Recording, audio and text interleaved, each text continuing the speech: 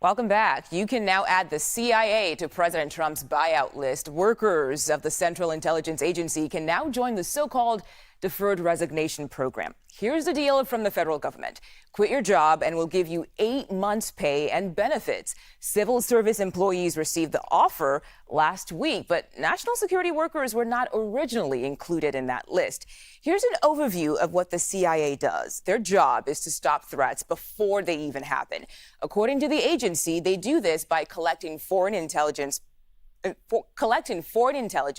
produce objective analysis, and conduct covert action as directed by the president. But all of that, has now changed. Let's get to CBS News Homeland Security correspondent Nicole Sganga. And Nicole, what's the difference here between this buyout and that buyout that was offered to civil service federal workers just last week? Yeah, Mugo, good to be with you. The CIA offering buyouts to its workforce yesterday, similar to previous buyouts. It's what officials say is an effort to bring the agency in line with the president's priorities. The CIA does appear to be the first intelligence agency to tell its employees that they can quit. The conditional offer, as it was presented, you mentioned 8 months of pay and benefits. But unlike previous buyout offers, CBS News has learned that this offer also does include what's called a Voluntary Early Retirement Authority. It's a lot of words. In other words, early retirement or resignation options that would allow some to receive a pension or annuity, years before they would otherwise be eligible. In a statement, a spokesperson for the agency said its new director of the Office of National Intelligence, is moving swiftly to ensure the CIA workforce is responsive to the administration's national security priorities. It referenced opportunities for rising leaders to emerge in a better position as the CIA serves its mission. And speaking of national security there, how do these potential vacancies affect national security? And are there expectations to these buyouts in terms of who might be eligible for them?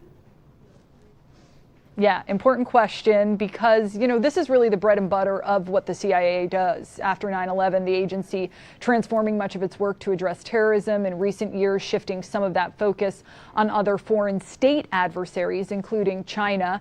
This is an agency that really zeroes in on long-term threats to national security, so efforts to gut it raise some very serious questions.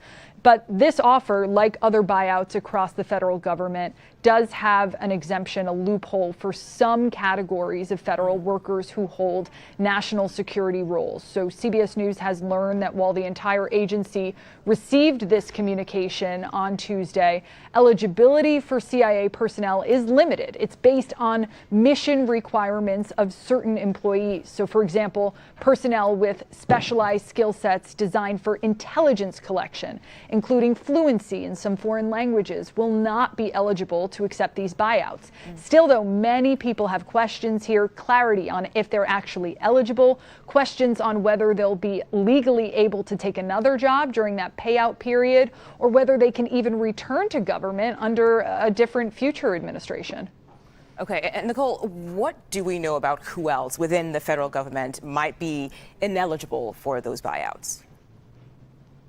Yeah, to recap for our viewers, last week, as we had been reporting, OPM sent a mass email to federal employees. It was titled Fork in the Road. And in that email, employees were told that this deferred resignation excludes military personnel, employees of the U.S. Postal Service, and those in positions related to immigration enforcement and national security.